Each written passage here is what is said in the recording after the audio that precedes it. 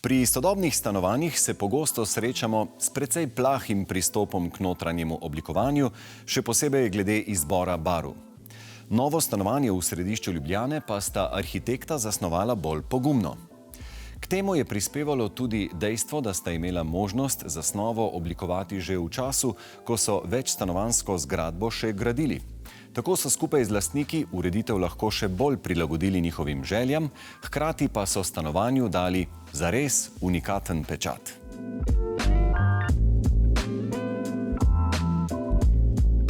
Vzdolž tega stanovanja se zgodi zares veliko. Že ob samem vhodu nas pozdravi z eno posebno igrivostjo ogledalnih površin in nato z vsakim korakom spreminja svoj karakter oziroma svoj program. In glede na to, koliko prostorov lahko opišemo znotraj enega samega sprehoda, lahko mirno rečemo, da dolžina je pomembna. Nabor materialov uporabljenih pri opremi tega stanovanja ni nič takega, česar ne bi opazili tudi drugje. Les, kovine, ogledala, steklo. Ključno je, kako in kje so ta gradiva uporabili. Poleg inovativne uporabe materialov, stanovanje vzbudi vtis elegance, hkrati pa očarajo detajli, ki pričajo o igrivi zasnovi. Navdušijo rešitve, kako opremiti 20 metrov dolg prostor, kako razčleniti vhodni del, ne da bi ga zaprli, kako z močnimi barvami pritegniti pogled, ne pa barv postaviti v ospredje. Pod to zasnovo sta se podpisala arhitekta Martin Gustinčič in Ana Doles iz biroja Mehanizem. Martin, zdravo. Povejte mi najprej, kakšna je osnovna osebna izkaznica tega stanovanja oziroma stavbe, v kateri smo? Stanovanje je veliko, približno 170 kvadratnih metrov in k projektu smo prišli leta 2021, ko je bila v bistvu zgradba še v gradnji. In kako ste programsko zasnovali tole stanovanje? Programsko smo v veliki meri sledili temu, kot je bilo že zastavljeno, kot je bila zgradba predvidena oziroma kot so arhitekti stavbo zasnovali. Od vhoda, ko pridemo noter v stanovanje, imamo na desni strani kuhinjo z jedilnico, na levi strani pa spalne prostore ter dnevno sobo in delovno sobo. Kaj pa tale vstopni del? Je bil že prej takole organiziran, govorim o tem velikem kubusu v ogledalih?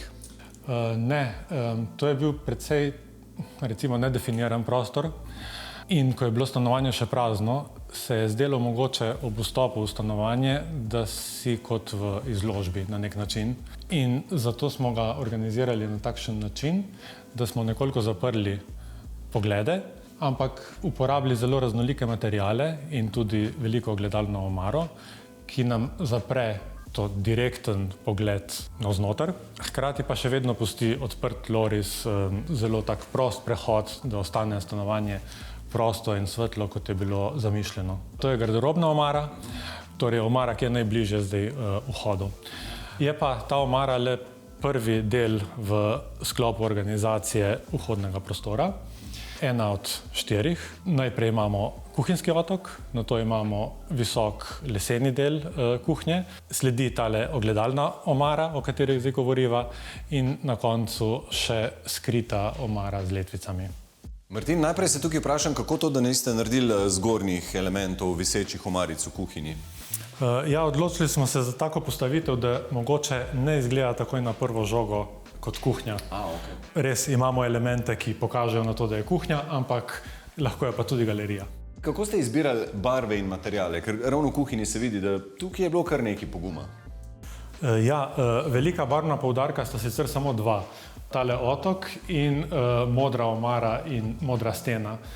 Drugi barvni poudarki so pa bolj drobni. So medenina, potem zelena luč, večbarvna komoda in neki takšni bolj drobne stvari, ki pa naredijo prostor bolj bogat. Ampak pri materialih, recimo, imamo pa v kuhinji veliko raznolikosti. Ja, res je. Imamo kovino, imamo les in imamo ultrapas. Tukaj je verjetno hladilnik noter skrit. Tako, tukaj je skrit hladilnik. Večina aparatov je skritih. Bogatstvo materialov in tekstur nam da tudi nek bolj bogat interjer. Med posebnostmi oblikovanja je tapeta, ki povezuje 2 prostora in to na res izviren način.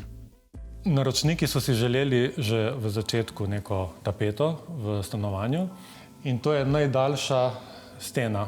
Tako da izbira tapete v tem prostoru je bila kar zahtevna. Prostor je zelo dolg in relativno ozek, je 11 metrov dolg in 4 metre širok. Če bi uporabili neko zelo nasičeno tapeto, naprimer zelo dizajnirano, bi lahko hitro postalo preveč mogoče. Tako smo pa izbrali tole z gradientom, ki nekoliko ustvari različen ambient prvega dela prostora, ki je dnevna soba, in naslednjega dela prostora, ki je pa delovni prostor. Je bil krožni promet že prej zasnovan v osnovni arhitekturi? Ja, je bil.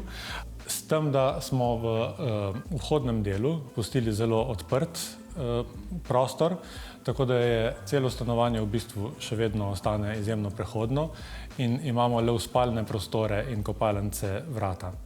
Kaj pa osvetlitev? V redu, imamo veliko naravne svetlobe, res veliko steklenih površin, ampak je skrbno izbrana tudi tale osvetlitev, umetna osvetlitev namreč. Ravno zato, ker smo k projektu pristopili že precej zgodaj, smo lahko spreminjali tudi nekatere položaje svetil. Kot vedno smo izbrali zelo raznolike vrste svetlobe. Ne samo svetil, ampak tudi kakšno svetlobo oddajajo. Tam namreč lahko ustvarjamo bolj zanimive ambiente. Recimo tukaj za nami so neke indirektna svetila, ki svetijo v steno ali pa v strop. Druga svetila poskrbijo za to, da prostor bolj zažari. Tretja pa napolnijo prostor z neko močno svetlobo, recimo. In potem takale inštalacija svetil na cedilno mizo. Ja, kot neki dragulčki nad mizo. Tudi ta svetila dajo nek poseben poudarek in neko dodajo toploto nad to zelo veliko leseno mizo. In zdaj iz dnevne pridemo v delovni kotiček oziroma v pisarno, Ja, ker je seveda miza nastavljiva po višini. tako da omogoča delo tudi stoje ali pa sede. Dvižna je pa tudi tale lučka, ki nadomesti delovno svetilo na mizi. Tukaj na tleh namreč nimamo nobenih kablov, če si opazil. Nisem. Miza je hidravlična in zato ne potrebujemo elektrike. To delovno svetilo pa imamo elektriko iz stropa.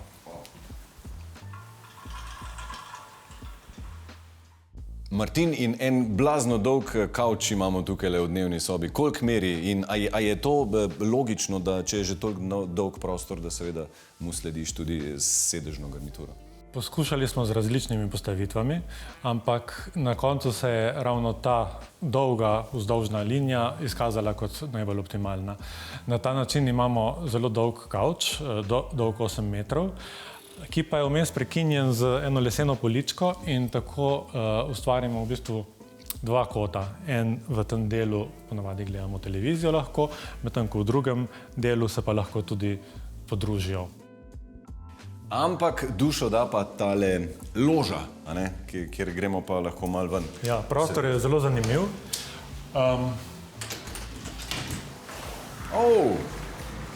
Hudo. In tako lahko povežemo jedilnico, ložo in naprej dnevno sobo v en odprt prostor.